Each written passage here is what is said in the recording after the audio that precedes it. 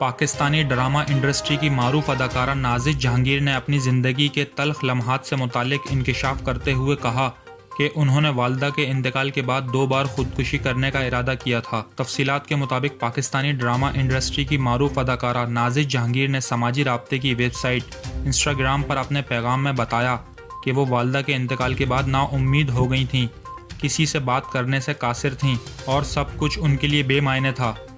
نازش جہانگیر نے بتایا کہ وہ 10 برس سے ڈپریشن میں مبتلا تھیں اور پھر اپنے لیے خود سے کھڑی ہوئیں اور ان لوگوں کو توجہ کا مرکز بنایا جن کے ساتھ اس طرح کے واقعات پیش آ چکے تھے، جس کے بعد مایوسیوں کا پتہ لگا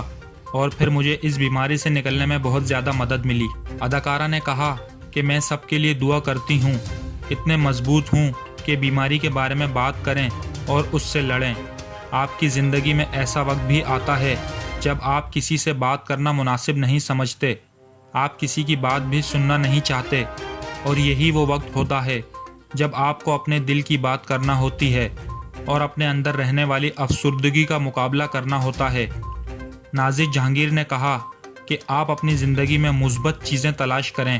اور منفی چیزوں کو نکال باہر کریں، سب کے ساتھ نرمی سے پیش آئیں،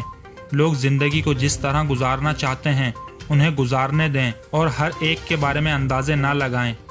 واضح رہے کہ اسلام آباد سے تعلق رکھنے والی اداکارہ نازش جہانگیر نے اپنے کیریئر کا آغاز 2015 میں کیا تھا۔